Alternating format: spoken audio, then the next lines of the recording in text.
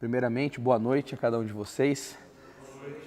Quero partilhar algo do meu coração, iniciando essa palestra sobre a vida desse ilustre santo homem, São Luís Martin, que quartas-feiras tem sido um dia de muita ansiedade. Para mim chegar junto dos senhores aqui e poder rezar o terço é uma alegria muito grande para o meu coração. E a Sagrada Escritura diz que aquele que encontrou um amigo encontrou um tesouro. Então é uma bênção poder ter vocês aqui junto comigo. Quando eu olho aqui e vejo que algum dos nossos irmãos não pôde vir, daquela tristeza no nosso coração, porque eu creio que Nossa Senhora está nos congregando aqui para nos unirmos e podemos fazer algo de belo, de grande para a Santa Igreja. Todo o homem de Deus, ele precisa ter um nobre ideal. E não há nobreza de alma maior do que glorificar a Deus e salvar as almas. Então eu espero que os senhores também estejam gostando. A gente ainda está com uma família pequena, mas a perseverança vai nos conceder a graça de ver feitos tremendos de Nossa Senhora por meio dessa iniciativa, eu não tenho dúvida alguma. Tem uma frase de São José Maria Escrivá que ele diz que Deus não nos criou para sermos como galinhas de capoeira, mas para voar como águias. E a marca de uma obra de Deus é sempre a perseverança. A casa sacode, quem vai dizer isso daí é Santa Teresa d'Ávila, mas a perseverança ela é extremamente importante, né? Então ontem na live eu disse uma frase brincando, falando sobre Nossa Senhora das Perseguições, né? Católico é que nem clara de ovo, quanto mais bate, mais cresce. Mas a gente não pode se esquecer daquilo que São João Crisóstomo dizia. Ele estava olhando numas montanhas, umas árvores que estavam nascendo. Só que tinha muita neve, bastante neve mesmo, e muito vento. E o São João Crisóstomo se questionava se aquelas árvores iriam se desenvolver e chegar na maturidade delas. E ele foi vendo que elas foram crescendo, e aí chegaram na maturidade dela. E o que aconteceu que foi observado? Isso daí quem fala é São João Crisóstomo. Percebeu-se que as raízes, elas ficaram mais fincadas na terra, eram mais firmes. Por quê? Porque ela precisou de mais força para não ser levada pelo vento forte e pela neve. Mas também se percebeu que a madeira dela era mais valiosa. Então, quando se cortava para o comércio, ela tinha um valor mais elevado. Então, é importante nós entendermos isso, que alguns chacoalhões que Deus permite na nossa vida é para a gente ficar firme, adquirir a virtude da fortaleza, porque nos tempos em que estamos vivendo, não tem como um homem que não tem essa virtude enfrentar esse inferno que nós estamos vendo por aí. E é muito importante hoje nós observarmos muito a vida de São Luís Martin, porque ele é um exemplo extremamente importante para nós homens, porque foi um homem que chegou à santidade vivendo casado, na sua vida conjugal. E parece-me que algumas pessoas acham que a santidade é só para os monges de mosteiro. Então nós vamos olhar na história de São Luís Martin para ver se é isso mesmo. Quero cronometrar o tempo aqui para que eu não me alongue muito. Bom, esse santo homem, que é o pai de Santa Teresinha do Menino Jesus, ele foi batizado no dia 28 de outubro de 1825 na igreja de Santa Eulália, portanto ele nasceu no mês do Rosário. O santo arcebispo que o batizou disse: alegrem-se, este menino é um predestinado. Então ele teve uma iluminação e ele foi extremamente assertivo. Só que antes de eu começar a falar sobre a vida desse homem, eu gostaria de trazer um pouco do perfil do seu pai, que era chamado o Capitão Martin. O que eu quero ressaltar, que eu acho importante, que eu fiquei estudando e pensando que eu queria trazer para os senhores aqui nessa noite, é a fé do pai dele. Quando São Luís Martin rezava um simples Pai Nosso na igreja, o recolhimento, a fé, o amor ao que ele estava fazendo, conseguia arrancar a admiração das pessoas e as pessoas ficavam olhando, porque era uma coisa, diz assim, nos livros que eu li, estrondosa. A maneira com que ele reza. Depois, o pai de São Luís Martin, que comungava na Santa Missa, ele ficava ajoelhado muito tempo, fazendo ação de graças. E um dia, quando foram questioná-lo, por que o senhor fica tanto tempo assim depois da Santa Missa? E a resposta dele foi curta, mas cheio de significado para cada um de nós. Ele responde assim, eu fico muito tempo ajoelhado porque eu tenho fé. Vamos ver o que acontece com um pai que tem fé, o que ele consegue gerar de sobrenatural na vida de um filho. Depois eu quero pegar um pouco do perfil da mãe dele. E como eu não decorei tudo, eu não quero perder isso, eu tinha feito uma anotação do que a mãe dele diz, do pai de Santa Teresinha, do Menino Jesus. Tu és meu querido filho, o sonho das minhas noites e o encanto das minhas recordações. Quantas vezes penso em ti, quando a minha alma, elevando-se para Deus, segue o impulso do meu coração e sobe aos pés do trono da divindade. Ali rezo com todo o fervor da minha alma, para que Deus derrame sobre os meus filhos a felicidade e a calma de que precisamos nesse mundo tempestuoso. Ser sempre humilde, meu querido filho. Olha o nível de elevação sobrenatural que estava no coração dessa mãe. E olha a recomendação que ela faz para o seu filho, ser sempre humilde. A gente fala muito dessa questão da humildade, mas o que consiste a humildade? O Monsenhor Ascânio Brandão dizia que a humildade é o conhecimento de si mesmo sem as ilusões do amor próprio. O que nós somos? O que você é? O que eu sou? Isso a gente precisa examinar perante Deus. São Francisco de Assis dizia, o homem é o que é diante de Deus e nada mais. O livro de Gênesis 3, 29 vai dizer, lembra que tu és pó e ao pó tu irás se tornar. E por que será que essa mãe recomendava a humildade para esse filho? Porque na carta de São Pedro, 1 Pedro 5,5 está dizendo, Deus resiste aos soberbos, mas concede a sua graça aos humildes. A pessoa humilde é um ladrão de graças. Nós não podemos esquecer que São João Maria Vianney dizia que as virtudes batem no coração de Deus, a humildade abre. Nossa Senhora vai nos ensinar, porque olhou para a humildade da sua pobre serva. E que mãe que deu esse conselho maravilhoso para esse filho. Seja humilde.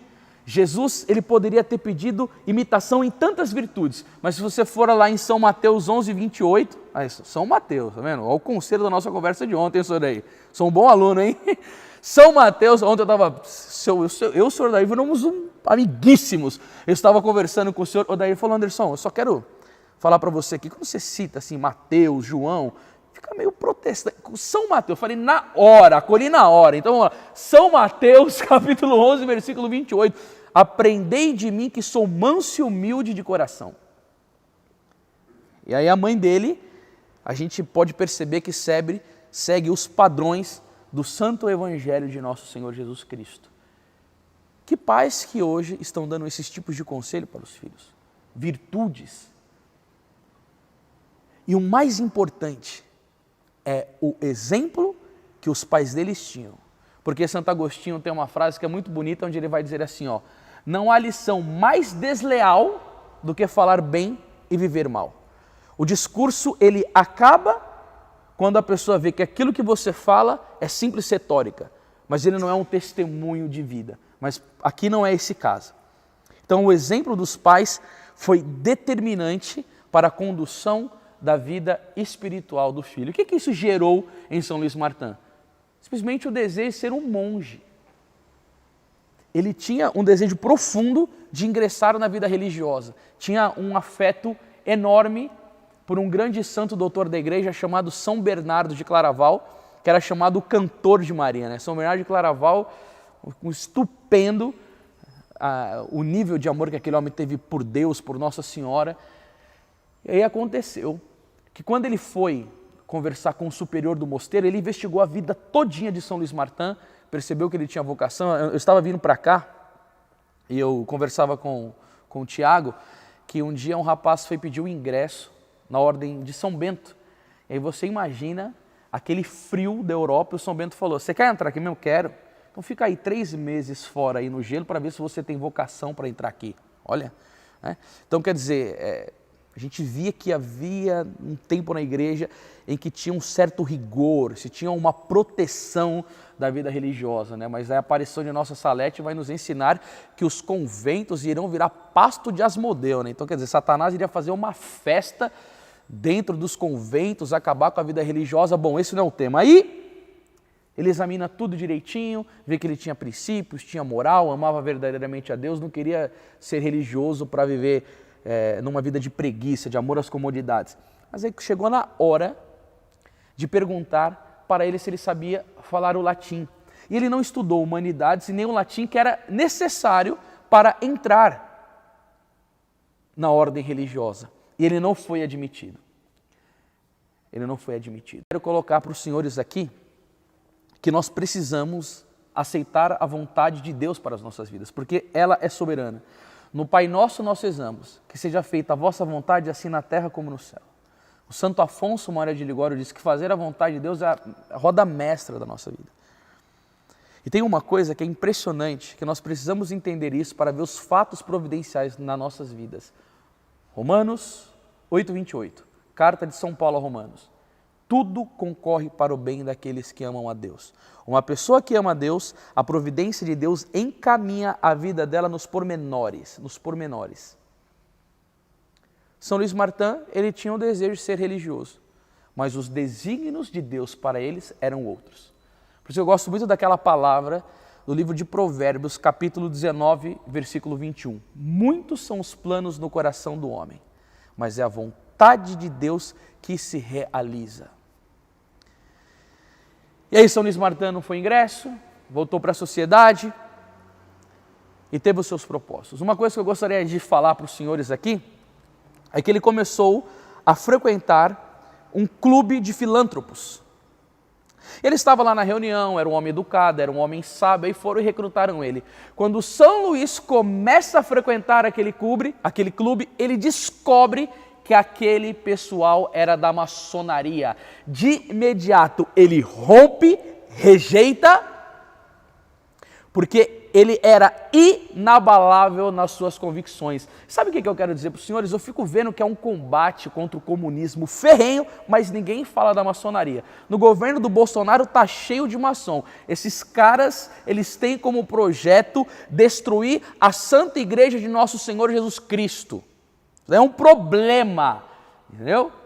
É um problema. Ele, extremamente firme nas suas convicções, não quis se misturar. Porque água e óleo não se mistura. Luz e trevas também não. Também não. Nós não devemos vender as nossas convicções da nossa fé por nada. Nosso Senhor Jesus Cristo vai nos ensinar que o seu sim seja sim, que o seu não seja não. O que vem além disso é do demônio. Esse negócio de ficar claudicando com dois pés, ficar meio que abraçando o mundo, isso daí não é de Deus. São Tiago vai dizer, capítulo 4, versículo 4, adúlteros, aquele que é amigo do mundo se constitui inimigo de Deus. Quem não está comigo espalha, vai dizer nosso Senhor Jesus Cristo. Vocês estão com uma cara de assustado, amém? Amém. Está falando da maçonaria mesmo, pô, que se exploda. O Papa Leão XIII condenou, a igreja condenou e estamos aqui. Com a ajuda de uma senhora, ele inaugura a sua relojoaria. Era o seu lugar de trabalho, ele trabalhava com isso. E uma das coisas que eu acho bonito, no domingo, ele fechava as portas da loja cheio de clientes para se entregar à piedade. São João Maria Vianney diz que eu conheço duas maneiras de um homem se tornar pobre: roubar os bens alheios e trabalhar aos domingos. Ele guardava esse preceito. Para que ele fechava a loja? Para se entregar à oração. Parece que hoje em dia, o domingo, que é o dia do Senhor, para muitos católicos é mera diversão. O Senhor quer nos dar esse dia para guardar o nosso coração, para meditarmos, fazermos o nosso exame de consciência. Vocês só ficam lá assistindo Domingo Legal. Domingo Legal é a Santa Missa, né, Edson? Domingo Legal é estar com a família, rezar o terço, né? Amar a esposa, amar os filhos. Que domingo legal! Um monte de católicos mundanos, sem propósitos, né? Escravo das mentiras de Satanás. Eu vou guardar o domingo para Deus, né? O que você acha? Rezar, amar a Deus, fazer exame de consciência. Como está a minha vida? como que eu tenho me comportado, como que eu tenho feito com os propósitos que eu fiz na minha vida. É o dia. As pessoas querem saber de diversão, diversão, diversão, diversão. E aí a diversão, enquanto isso, o demônio vai empurrando um monte de gente na rampa do inferno. E olha que bonito o que São Luís fazia. Ele tinha o costume de colocar algumas máximas escritas na sua loja. Esquecia, Deus me vê. São Luís, ele era um homem que ele era amante das Sagradas Escrituras, lia muito a Bíblia. Essa passagem está lá no livro de Provérbios, capítulo 15, versículo 3. Deus me vê. Os olhos de Deus estão em todo lugar, a todo momento os olhos do Senhor estão nos vendo. Quando acorda, quando levanta, quando vai fazer refeição, em todos os atos. E você acha que ele colocava aquilo para quê? Para ele olhar o comportamento dele, como eu estou agindo diante do meu Deus. Outra frase que ele colocava, a eternidade se aproxima e nós não pensamos nisso. Você vai falar de eternidade hoje? Parece que é um assunto que as pessoas não têm o mínimo conhecimento. Quando o Papa Bento XVI escreveu aquela carta Spe Salve, que ele vai falar sobre a esperança, e que a esperança ela é algo totalmente ligado à vida eterna, é uma virtude teologal. Mas assim, será que os homens de hoje pensam na eternidade? E aí ele questionava se o homem contemporâneo pensa na eternidade. E o que tem feito o homem contemporâneo não pensar na eternidade? Aquele grande teólogo dominicano, o Garrigula Grande, disse que o materialismo, as pessoas só pensam no que é material. E nós devemos pensar na eternidade. E devemos trabalhar para nos salvarmos. O Santo Antônio Maria Claret vai dizer assim, para salvar-se é necessário ter a eternidade na mente, Deus no coração e o mundo debaixo dos pés. Esse daqui era o retrato desse homem. Ele tinha a eternidade na mente, Deus no coração e o mundo debaixo dos pés. É bom a gente ver a vida dele, os exemplos, e fazer umas máximas também. A gente começar a conversar lá no grupo, os nossos propósitos. Grupo, vamos fazer umas máximas essa semana? O senhor daí joga uma frase do Padre Pio, os senhores conhecem o apostolado, joga lá, gente. Vamos trabalhar para nos ajudarmos a ter uma vida virtuosa e não errar o caminho. Não errar o caminho. Aqui, bem-aventurado os que guardam a lei do Senhor. São Luís Martin ia colocando essas frases.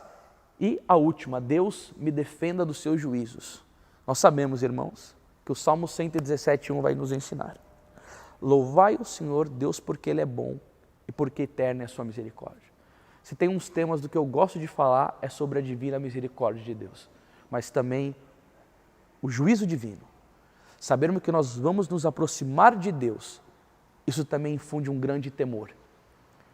O Padre Pio, ele era especialista nisso. Claro, ele tinha toda uma graça particular, né, um especial carisma que Deus concedeu ao Padre Pio, mas ele mesmo dizia, o juízo do Senhor será rigoroso. Em virtude disso, nós devemos nos examinar, porque São Tiago vai dizer, vivei como se você estivesse a ponto de ser julgado. Eu não estou lembrando a palavra, mas é isso daí. Aí acontece o grande ato providencial na vida dele. Ele está passando por uma ponte chamada São Leonardo, não sei se é o São Leonardo de Porto Maurício, e aí ele cruza a esposa dele, a que viria a ser a esposa dele, a mãe de Santa Teresinha do Menino Jesus.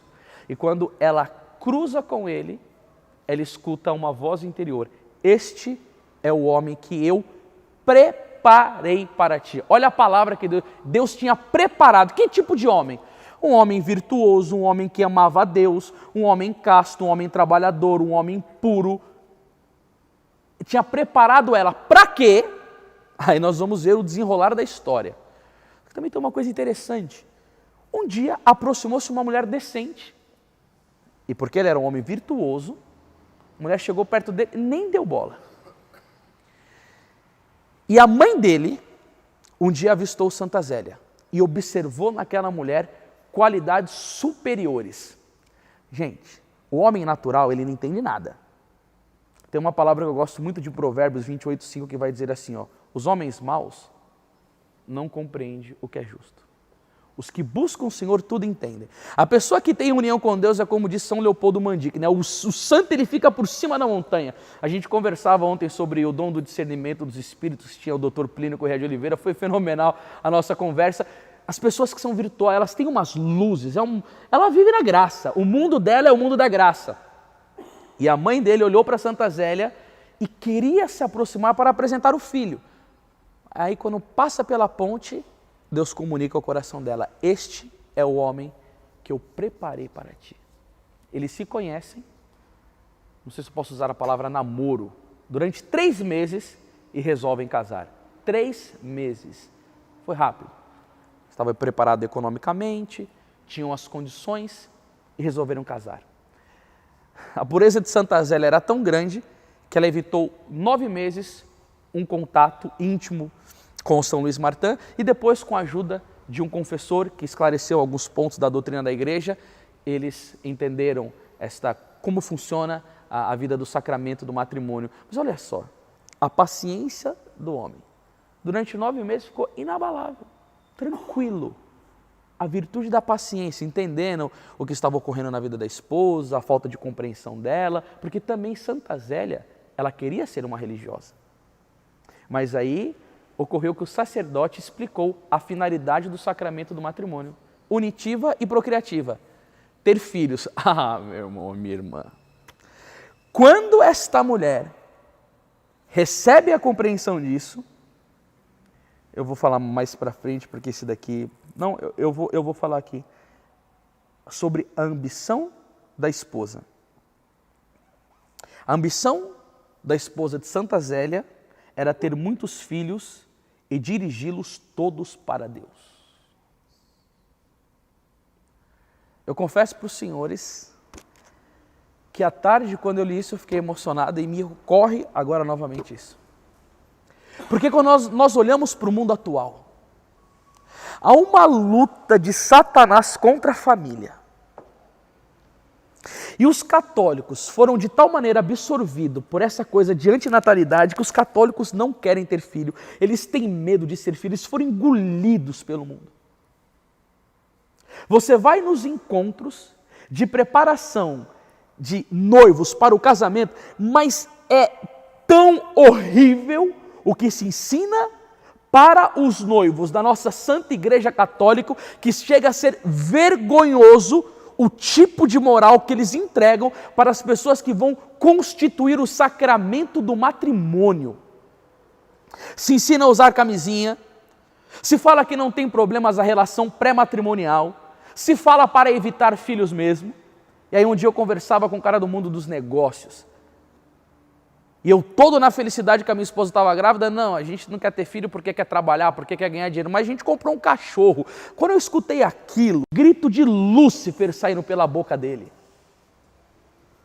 E aí, meus senhores, que eu fico pensando uma coisa: se há tantas famílias que estão sendo mal preparadas, se há tantas pastorais na igreja que foi infiltrada pelo comunismo, pelo modernismo, por erros doutrinários, e se Deus, na sua misericórdia, nos concede a graça de conhecer a verdade, será que não seria interessante nós pensarmos como os homens em fazer algo para a preparação de casamento para adolescentes, para jovens, e montarmos um curso?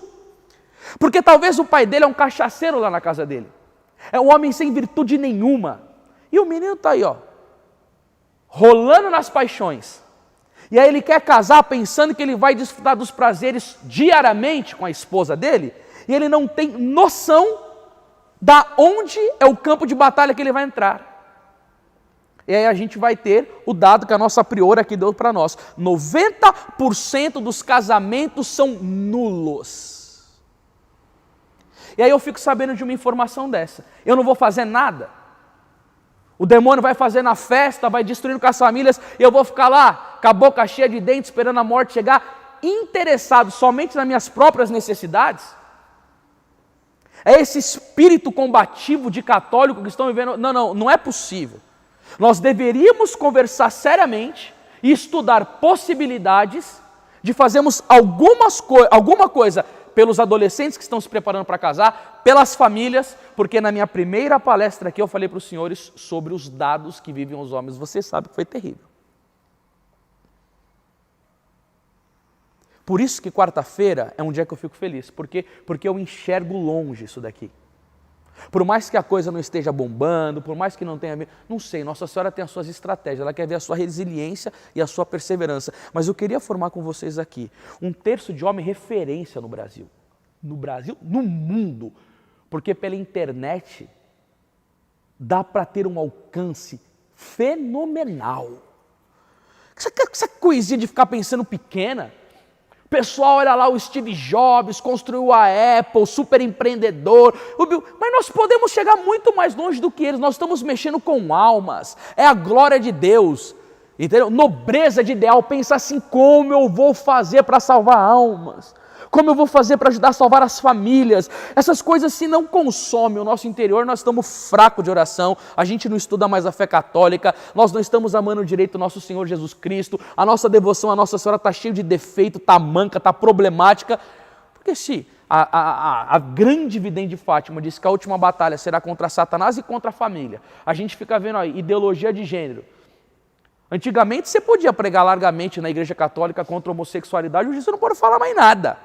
O cerco está fechando, eu vou ficar como um camundongo. Aí agora me vem na memória a frase do Papa Leão XIII. A audácia dos maus, ela se alimenta da covardia dos bons. Os maus, eles são audaciosos porque os bons viraram um bando de camundongo, que esse modernismo infiltrado na igreja, desse tipo de catolicismo que deixou os homens afrouxados, né? Tudo emocional, que eu não sei o que lá. E cadê os lutadores? Cadê os como o senhor daí falou, aquele que chegava e colocava a espada fincada da luta. Nós estamos em guerra e precisamos fazer alguma coisa. E você sabe, meu irmão, minha irmã, a minha irmã é a Virgem Maria, as santas, é muito costume, né? Porque meu irmão e minha irmã vai ver o vídeo. Ninguém faz nada sozinho. Ninguém faz nada sozinho. Eu estou jogando você hoje no comprometimento aqui nessa fala. Foi o que me ocorreu quando eu meditava à tarde. Você não está aqui à toa, não. Quando eu falo isso, você compreende o que eu estou dizendo? Essa coisa dá uma clarinada aí? Uma coisa que você está falando, se me permite, eu estava essa semana refletindo sobre a gente pelo texto, né? Vai ser a pauta do Café São José, hein? Soltou aí, Thiago? E aí eu quero mostrar para vocês uma coisa que eu li aqui. O fruto disso. Logo que tivemos filhos, as nossas ideias mudaram um pouco. Só vivíamos para eles. Constituíram eles toda a nossa felicidade e nunca tivemos outra. Nada mais nos custava. A vida não nos parecia difícil. Para mim, eles, a maior das compensações, e por isso desejava ter muitos a fim de os criar para o céu. Nossa! Quando eu estava ali dia da minha esposa, eu olhava para o meu filho e para o Gabriel, eu fiquei comovido. Porque essas coisas, elas são muito belas. Isso daqui é de uma mulher, eu estou falando da vida de São Luís, mas eu não posso deixar de falar da esposa dele. São Pio X dizia, deem-me mães verdadeiramente cristãs e eu me encarrego de conquistar o mundo. E qual foi o fruto dessa dedicação? Da correspondência à vocação de mãe. Qual que foi o fruto disso? De enxergar os deveres, eu sou pai, eu sou mãe, eu tenho filhos, e o que eu vou fazer? Enfiar smartphone na mão deles, colocar na creche o dia inteiro. Tanto que tem aquela fala do Aaron Russe, que foi entrevistado por aquele cineasta americano, o Alex Jones, e aí eles estavam um dia conversando com o Rockefeller, esses magnatas que mandam no mundo. O que você acha dessa questão das mulheres trabalharem? Eu acho muito bom a liberação das mulheres. Falou assim, não, fomos nós que inventamos isso. Mas por quê? Porque aí a gente vai, coloca as mulheres para trabalhar, os filhos o dia inteiro na escola e ali a gente doutrina eles. E aí a mãe muitas vezes desvirtuada, já não conhece mais a doutrina, já não conhece mais a fé, não sabe como educar o filho, aí solta na creche, deixa o dia inteiro com o smartphone, e aí o que acontece? Ela perde toda a ligação com a vida sobrenatural, começa a cometer pecados, vira mundano, mal companhia, e assim, e essa daqui? Que corresponde à vocação. Será que deu fruto? Mas claro, esse casal produziu uma das maiores santas da Igreja Católica, Santa Teresinha do Menino Jesus. Olha aqui, ó. Comprometimento. Assumir os deveres. E aí eu pergunto, eu não sei aqui, quantos que são pais aqui, não sei, os que são solteiros, e que tipo de vocação, porque o nosso mascote aqui está pensando em ser sacerdote. Mas aqui tem os outros. Como que você tem exercido a sua vida, o seu apostolado dentro da sua casa, o cuidado com seus filhos? É importante a gente refletir. Mas refletir e comparar com quem? Com o Zezinho da esquina? Não. Eu tenho que me olhar a mim mesmo e me comparar com alguma pessoa que seja elevada. São Luís Martin. E aí, a gente vai lembrar da palavra de São Francisco de Assis, né? Os santos não são só para ser admirados, são para ser imitados. Bom, deixa eu ir. Aí ele vai falar aqui da santidade no casamento. Viriam a demonstrar que a vida conjugal não é o cabo das tormentas onde naufraga toda a dedicação e todo o desejo de santidade. Olha que bonito isso. Mas o ponto de partida para uma ascensão mais ardente, porque é feita de companhia.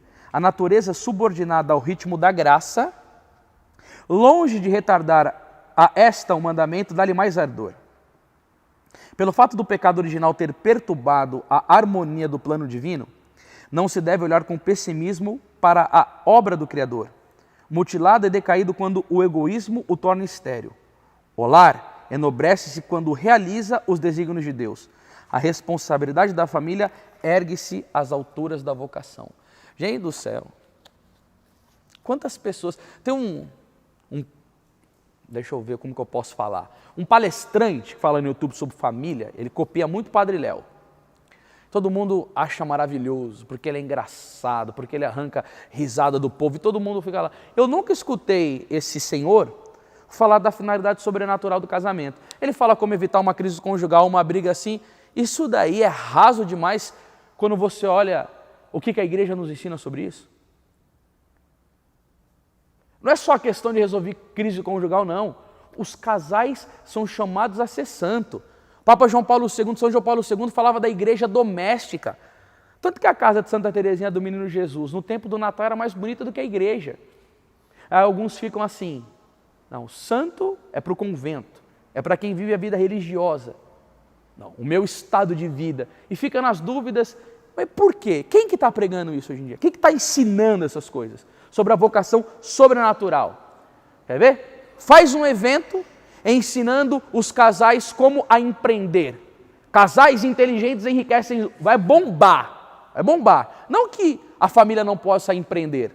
Eles eram empreendedores. Vou falar sobre isso. Mas só pensam nisso. Agora você coloca um congresso, alguma coisa sobre as famílias santificadas, quantos que terão o interesse? Parece que fugiu da memória da vida dos católicos o que eles devem assumir na vida do casamento, porque a santidade deles deixa um fruto tremendo para a igreja.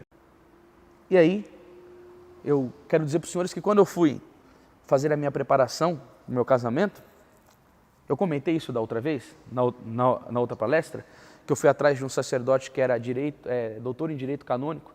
Ele me disse assim, veja bem, Anderson, eu sou um sacerdote, ele é monge, beneditino. Eu falei assim, para mim ser formado padre, eu estudei 4 anos de filosofia, 4 anos de teologia, mais a formação firme daqui do mosteiro, porque aqui a gente não brinca não, aqui a gente acorda 4h30 para rezar, trabalha e reza de verdade, para assumir um sacramento da ordem. E você também vai assumir um sacramento. Um curso de um dia. Um dia. Isso daí é uma desgraça. É uma desgraça. Estão comprometendo as famílias, estão comprometendo a salvação das almas. A gente vê um negócio louco, né? Em vez de preparar bem as famílias, não tem. Mas aí você vai lá em Belo Horizonte, tem a pastoral da diversidade gay. Olha a inversão de valores que a gente vive. E aí por isso que eu mais uma vez chamo a atenção. Irmãos, Romanos 12:2, não vos conformeis com este mundo. Esse conformismo aí, ó, bom, vamos lá.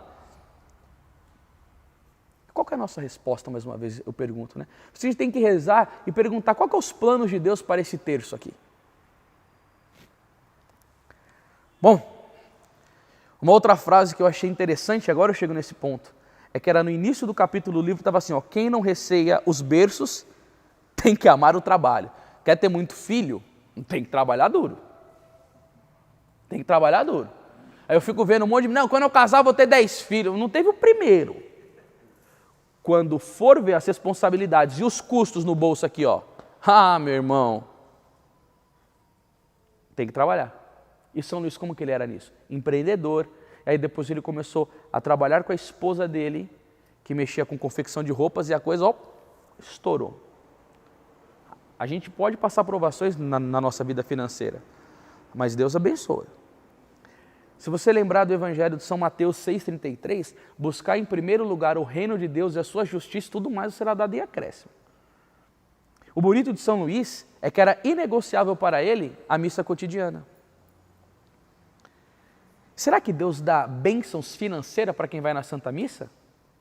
Dá, porque Santa Brígida teve uma visão de quando o sacerdote abençoava, Jesus Cristo estava abençoando, Santa Brígida da Suécia, o trabalho e a fecundidade financeira. Estava lá Nossa, será que é São Dionísio? Gente, agora não está me ocorrendo o nome. Senhora Adair, será que era um santo casado, trabalhava numa lavoura? Eu não vou lembrar o nome dele, se era São Dionísio.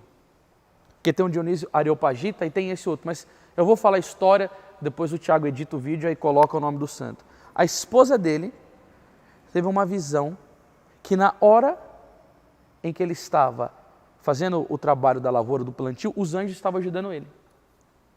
E Deus comunicou a ela que naquele momento em que os anjos trabalhavam ajudando o esposo, que só ela viu e pediu para não falar para ele, era por causa da assistência e da frequência da Santa Missa, como a prioridade da vida daquele santo, Deus estava concedendo uma frutuosa bênção para o trabalho, porque ele colocava Deus em primeiro lugar.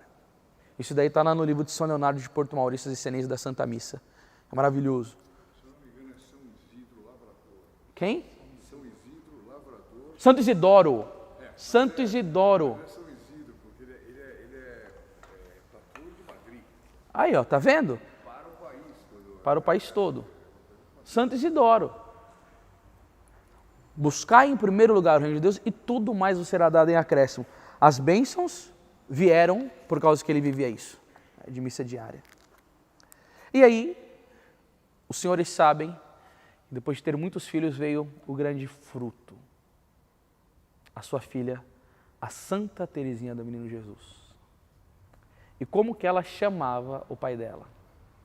O meu incomparável pai. Não tinha comparação. Nenhum era igual. Ele era fenomenal. Era santo, era virtuoso, era manso, era humilde. Incomparável. Imagina que graça você poder escutar esse elogio do seu filho. O meu pai é incomparável. Saiu da boca de Santa Teresinha também isso. Deus me deu um pai e uma mãe mais digno do céu do que da terra. Eu estou tendo que me conter aqui porque eu sou pai. Eu quero ser que nem esse homem aqui. Eu quero ser como ele. Eu rezei à tarde hoje e falei, Jesus, eu quero ser como esse homem.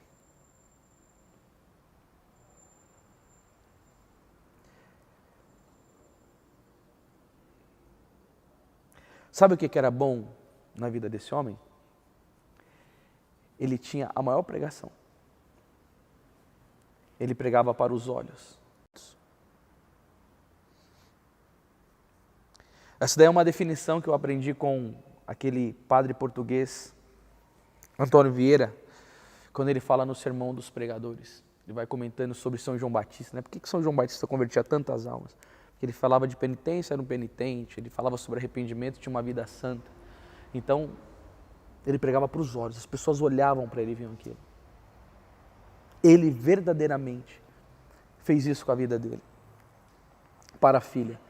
E aí eu fico imaginando essa frase aqui que Santa Teresinha do Menino Jesus dizia: para eu entender como reza um santo, basta eu olhar para o meu Pai. Nossa, não é assim que a gente se sente quando escuta uma coisa dessa? E aí, a gente vai olhando para a igreja e vai vendo como foram suscitadas as vocações dos santos, a maneira que cada um deles foi chamado. E aí a gente pergunta, como foi a vocação de uma das santas mais importantes da história da igreja?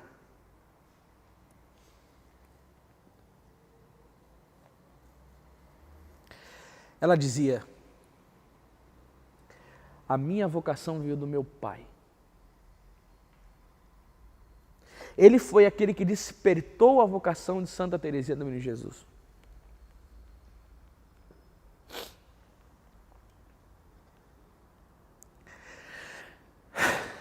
Perto de casa tem uma igreja chamada Santa Teresinha, muito bonitinha, no bairro Santa Teresinha, na Zona Norte. E quando eu vou na missa lá, eu sempre faço questão de olhar. Uma igreja linda, tem um desenho assim em cima, assim, ó. Aí tem a Santa Teresinha do Menino Jesus de joelho, e o pai dela com as mãos em cima, escrito assim, ó, a bênção paterna.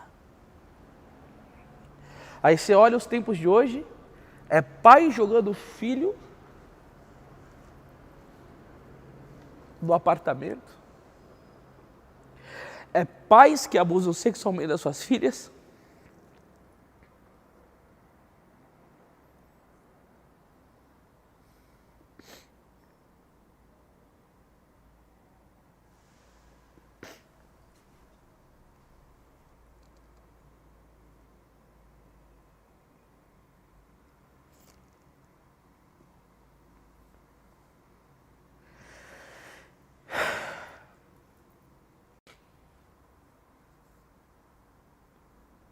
está na vida missionária e a gente faz as nossas palestras, você não tem noção do que a gente escuta de tantos casos de moças que foram abusadas pelo pai. O que eu já peguei de sofrimento de filhos na mão dos pais. E aí depois você vai ver os frutos. Quando eu fazia a faculdade de psicologia, não que eu admiro o autor, mas Lacan dizia que todos os psicopatas que ele estudou tiveram um problema com os pais. Nós precisamos entender, gente. Isso é uma luta frontal contra Satanás.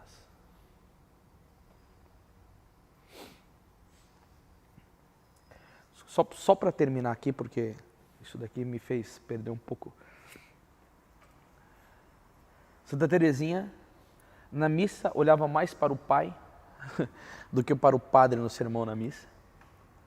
Um dia, estava tendo na homilia, e o pai dela falou assim, ó, presta atenção, porque o sacerdote está falando da sua padroeira. Colocou Santa Teresa d'Ávila como padroeira. Minha filha chama Maria Clara, porque eu quis homenagear minha filha com o nome de Nossa Senhora. Clara sobre a pureza, sobre a vida da graça, sobre a claridade do brilho da graça de Deus. O meu filho chama Gabriel José, por causa do arcanjo Gabriel. Foi interessante, a gente estava com algumas coisas para definir o nome do meu filho, enrolava. João Paulo, João Pedro, queria homenagear um sacerdote, a gente estava meio confuso. Aí minha esposa falou, amor, a gente está demorando para colocar o nome do nosso filho, eu vou para a cozinha, eu vou catar um papel, uma caneta, eu vou anotar um nome lá e você anota o nome aqui. Aí os dois colocaram Gabriel. Falei, pronto, a gente não tinha nem pensado. Foi Gabriel José, por causa de São José.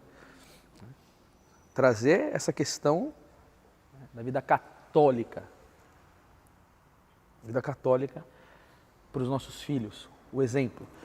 Passeava à tarde com a Santa Teresinha do Menino Jesus e levava lá nas igrejas para visitar o Santíssimo Sacramento. Você imagina cada parada em cada igreja, como não eram as graças que ela recebia, né? E como o tempo se alonga agora, o que eu quero deixar para vocês aqui muito claro